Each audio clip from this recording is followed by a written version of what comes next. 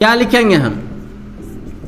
तो 272 degree Celsius और minus कितना 240 डिग्री, कितना बच के आ जाएगा 32 डिग्री सेल्सियस। ये हो जाएगा क्या 17 अप्रैल का तापमान हो जाएगा। Hello friends, welcome to Krishna tutorial hall and institute of mathematics. Learn easy methods to solve mathematical problems. मैं मुकेश आज आप लोगों के लिए एवरेज का नेक्स्ट क्लास लेकर आया हूँ। पिछले क्लास में मैंने आप लोग कुछ क्वेश्चन सॉल्व करवाए थे, तो आज मैं कुछ और भी सवाल आप लोगों को सॉल्व करके दिखाऊंगा। तो आप लोग से वीडियो के अंतिम तक बने रहिएगा, तभी आप लोग देख पाएंगे आज के महत्वपूर्ण सवाल को और उनके ईजी सॉल्यूशन को। तो चलिए आप लोग सब वीडियो के अंतिम तक बने रहिएगा। बिना देर किए शुरू करते हैं आज का क्लास। आज का क्लास शुरू करने से पहले एक बात कहना चाहता हूं, अगर आप चैनल पर नए हैं, पहली बार मेरी वीडियो को देख रहे हैं, तो चैनल को सब्सक्राइब कर लीजिए और बेल आइकन को प्रेस कर दीजिए ताकि आपको मेरी रेगुलर आने वाली वीडियो का नोटिफिकेशन मिलता रहे। और मेरी क्लास अगर आपको अच्छा लगता है तो लाइक करना मत भूलिएगा। चलिए शुरू करते हैं आज का क्लास। बिना देर की डायरेक्ट हम सवाल पर आते हैं और पहला सवाल लेते हैं। एक सवाल देखिए आपके सामने कह रहा है, एक छात्रावास में 35 छात्र थे। 7 नए छात्र आ जाने पर खाने पर होने वाले प्रतिदिन के व्यय में 42 रुपये की वृद्धि हो जाती है, जबकि प्रति छात्र औसत खर्च 1 रुपया कम हो जाता है। खाने पर पहले प्रतिदिन कुल कितना व्यय होता था? देखिए इसको कैसे बना सकते हैं, मेथड को समझिए बनाते कैसे हैं। कुल छात्र थे कितना, कुल छात्र है 35,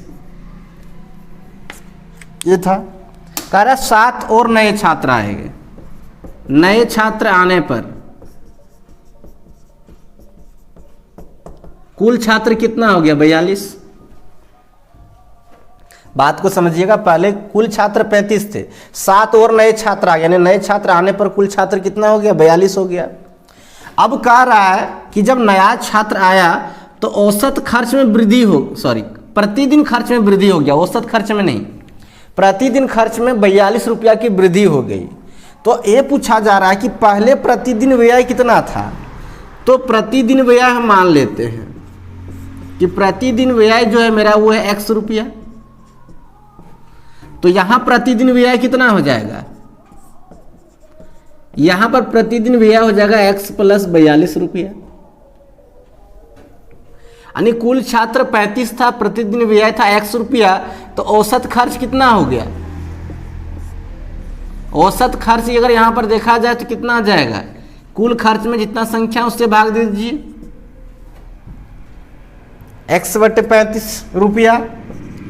और यहां पर अगर औसत खर्च देखा जाए तो कितना हो जाएगा,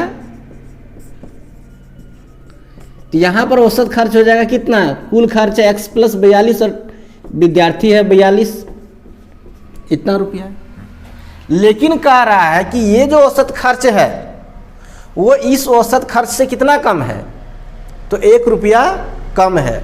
तो हम क्या करते हैं, माइनस कर देते हैं, यानी x बटे 35 और x प्लस 42 बटे 35, 35 नहीं है 42 है, और इसका वैल्यू किसके बराबर है, 1 के बराबर है। अब कुछ नहीं करना, इसी को सॉल्व कर दीजिए। यहाँ पे हम इसको 7 कॉमन ले लेते हैं, इजी हो जाएगा थोड़ा सॉल्व करने में। तो x बाई 5 बचेगा, यहाँ बचेगा x प्लस 42 और बट्टे बचेगा कितना 7 छक 42 6। तो क्या हो जाएगा, एलसीएम लेंगे तो 6 पंचे 30 हो जाएगा, यहाँ बराबर 1 भी है। तो 5 छक 30 तो 6x, 6 पंचे 30 5x और 42 पंचे 210। आप 6x में 5x घटेगा तो 1/7 x माइनस 210 और बटे कितना है 30, तो 7 या 21 210 यहाँ भी हो जाएगा।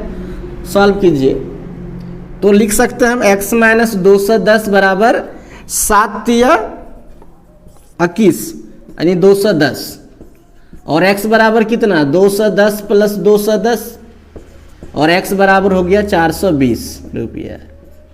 ये हो जाएगा फाइनल आंसर। यानी प्रतिदिन व्यय पहले कितना था, पहले प्रतिदिन व्यय जो मेरा था वो कितना था 420 रुपया था।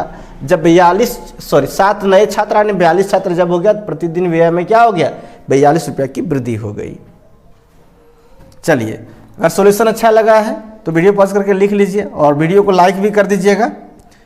इसको फटाफट नोट कीजिए, कुछ और सवाल हम सॉल्व करके दिखाते हैं आपको। चलिए आप लोग इसे लिख लिए होंगे, आइए नेक्स्ट सवाल हम सॉल्व करके दिखाते हैं। अगला सवाल किस प्रकार से सॉल्व करेंगे? देखिए आगे एक सवाल दिया हुआ कह रहा है कि यदि 16 व्यक्तियों की कुल मासिक आय 80,800 रुपया है तो उनमें से एक की मासिक आय उनकी औसत आय का 120% है, तो उसकी मासिक आय क्या है? देखिए 16 व्यक्तियों की है, कुल व्यक्ति की अगर बात करें यहाँ पर तो कितना है? कुल व्यक्ति है 16, मासिक आय कितना है सभी का? कह रहा 80,800 रुपया। तो औसत आय कैसे निकालते हैं हम? कुल आय में हम क्या करेंगे?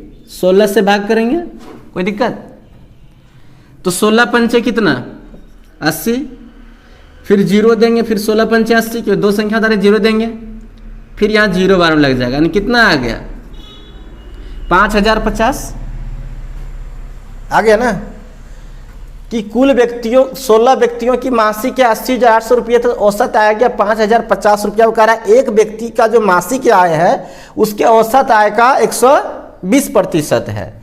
तो एक व्यक्ति का मासिक आय कितना? एक व्यक्ति का मासिक आय हमसे यही पूछा जा रहा है ना, तो कितना हो जाएगा? कुल औसत जो आय है इसका कितना निकाल देना है हमको? 120%, मतलब 120/100। ये 2 जीरो कट गया, तो 12 पंचे कितना हो गया? 60, और 12 पंचे 60, यानी कितना आ गया? 6,060 रुपया। यानी एक व्यक्ति का जो मासिक आय है वो कितना है? 6,060 रुपया है। कोई दिक्कत आप लोगों को समझने में? नहीं दिक्कत तो फटाफट इसको लिखना चाहते हैं लिख लीजिए वीडियो पॉज करके। कुछ और सवाल सॉल्व करके हम दिखाते हैं। तो चलिए आप लोग इसे लिख लिया। आइए अगला सवाल हम लेते हैं, देखते हैं उसको किस प्रकार से सॉल्व करेंगे। आगे एक सवाल कह रहा है कि 9 अप्रैल से 16 अप्रैल दोनों दिनों को लेकर तक का औसत दैनिक तापक्रम 30 डिग्री सेल्सियस एवं 10 अप्रैल से 17 अप्रैल तक का औसत तापक्रम था 29 डिग्री सेल्सियस। 9 अप्रैल का तापक्रम 40 डिग्री सेल्सियस था, तो 17 अप्रैल का तापक्रम कितना था? देखिए 9 से अगर हम बात करें 9 से 16 तक तो कुल 8 दिन हो गया, तो 9 से 16 तक का कुल तापमान कितना हो जाएगा? 9 से 16 तक का कुल तापमान तो ये हो जाएगा 8, अर्थात टोटल 30 डिग्री सेल्सियस, तो 8 या 24 डिग्री सेल्सियस। फिर 10 से 17 तक, 10 से 17 तक का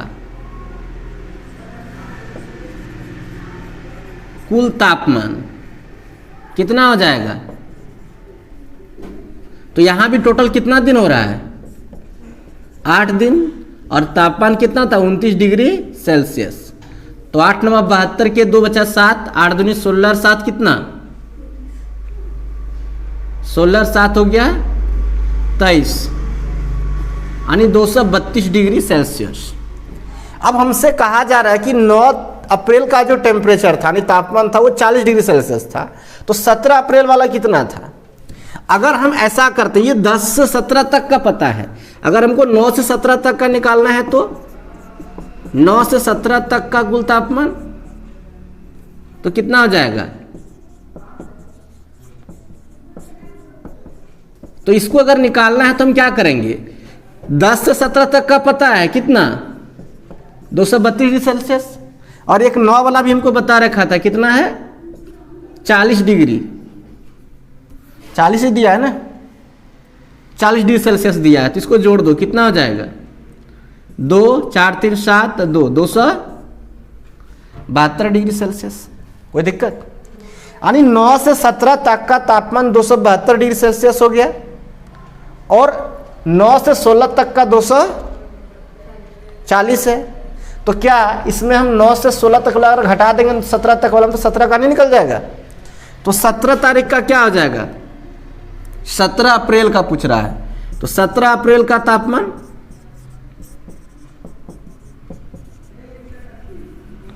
क्या लिखेंगे हम? तो 272 डिग्री सेल्सियस और माइनस कितना? 240 डिग्री, कितना बच के आ जाएगा 32 डिग्री सेल्सियस। ये हो जाएगा क्या 17 अप्रैल का तापमान हो जाएगा। कोई दिक्कत? चलिए इसको लिखना था, फटाफट नोट कर लीजिए। चलिए आप लोग इसे लिख लिए होंगे, तो आइए कुछ और सवाल लेते हैं। आगे एक सवाल है, देखिए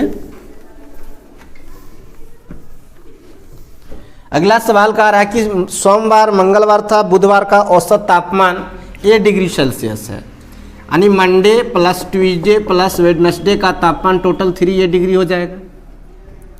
फिर कहा मंगलवार बुधवार था बृहस्पतिवार का, यानी Tuesday plus Wednesday plus Thursday का तापमान जो है वो 3 हो जाएगा टोटल। कहा जा रहा है कि बृहस्पतिवार का तापमान 6 डिग्री सेल्सियस ने थर्सडे का, तो Tuesday plus Wednesday plus 6 degree बराबर हम क्या लिख सकते हैं 3b डिग्री, और ट्यूसडे प्लस वेडनेसडे का तापमान क्या हो जाएगा 3b degree minus 6 degree Celsius. अब हमको मंडे का अगर निकालना है तो प्लस हम यहाँ इसका लिख देंगे क्या 3b डिग्री और माइनस 6 डिग्री बराबर क्या 3a डिग्री, और मंडे बराबर क्या हो जाएगा 3a डिग्री माइनस क्या 3b डिग्री और प्लस क्या हो जाएगा 6 डिग्री। ये निकल गया मंडे का तापमान। अब यहाँ पे एक चीज़ कहा जा रहा है कि ए का तापमान, ए जो तापमान है वो 20 से कम है, बी जो है वो सी से कम है। तो इसका मतलब है कि यहाँ पर जो आया उसमें 3a भी जो है वो 3b से क्या है कम है।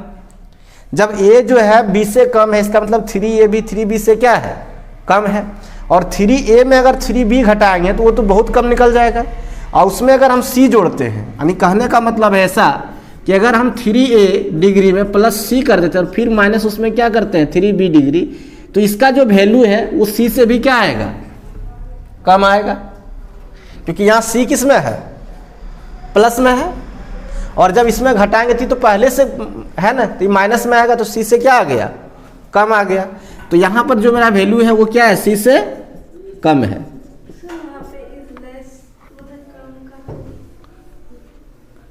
अच्छा यहाँ पर इज लेस देन होगा है ना, 3a जो है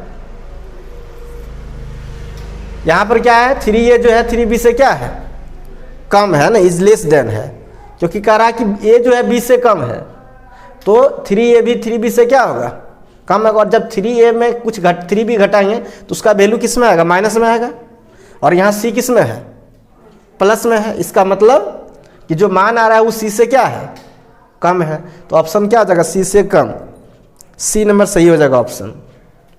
यहाँ आंसर जो हो जाएगा इनमें से कोई नहीं, क्योंकि c इसमें ऑप्शन में नहीं दिया हुआ है।